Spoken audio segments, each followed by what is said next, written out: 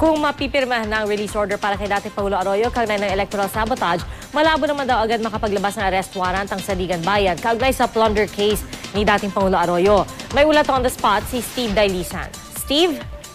Pia, wala pa nga raw legal na basihan ng Sandigan Bayan para i-take into custody si Representative Gloria Macapagal Arroyo. Malabo pa rin daw, Pia, na makapag-release ng arrest warrant ngayong araw. Sa ngayon kasi, bagamat na-i-file na yung information sa kasong plunder na non-available sa Sandigan Bayan First Division, wala pa raw jurisdiction in person o jurisdiction over the person, jurisdiction of the case pa lamang. Ayon niya kaya Attorney Renato Bucar, itong tagapagsalita ng Sandigan Bayan, bukas pa raw diringgin yung motion to defer the warrant of arrest na inihain naman ng kampo ni Arroyo. Sa naturang motion, iginit ng abogado Pia ng dating Pangulo na hindi umano nabigyan ng mga nasasakdal na sagutin ang mga reklamo ng ombudsman dahil hindi pa nila natatanggap ang kopya ng reklamo.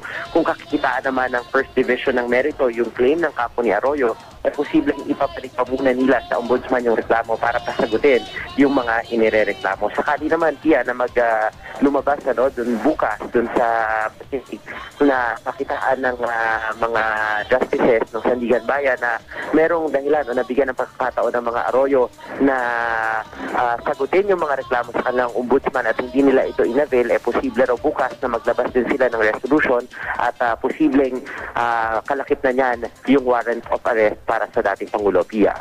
So, Steve, sakaling mailabas itong warrant of arrest bukas, no? Kung sakasakali, ibig sabihin, wala nang choice kundi ibalik agad ang Pangulo sa VMMC, tama ba?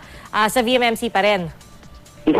Isa yan sa mga tinitingnang posibilidad, Pia. Banggitin na rin natin na sinabi sa atin ng Sandigan Bayan, bagamat sinasabi nila hands-off pa sila ngayon kay Representative Arroyo, nasa holding officer pa rin daw ni Ginang Arroyo kung siya ay iti-take into custody pa rin kahit nakapagyansa na nga siya dahil nga sa pending case dito sa Sandigan Bayan. Depende na raw yan dun sa holding officer ni Representative Arroyo kung i-hold pa rin siya dahil meron nga siyang pending case dito sa Sandigan Bayan. Although hindi naman kinakailangan maglabas ng opinion ng Sandigan Bayan dyan dahil judicial notice naman daw yan. So nasa desisyon na yan ng holding officer ni Representative Arroyo kung patuloy pa rin siyang i-hold today ay pa nakapag-post na siya ng bill, Pia. At Steve, linawin lang natin yung status ng hold departure order laban kay dating Pangulong Arroyo.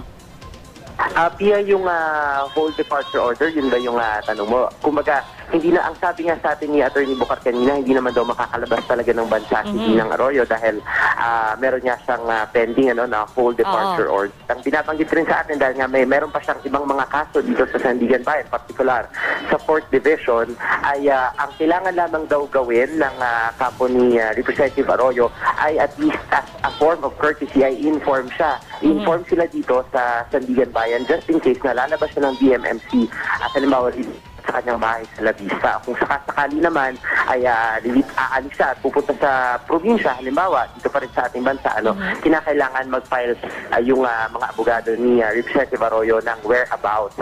Dahil nga siya nga ay may pending case din sa Sandigan Bayan 4th Division, iba pa yan doon sa non-bailable na kaso na isinampas sa kanya sa 1st Division, Pia. Maraming salamat, Steve Dailisan.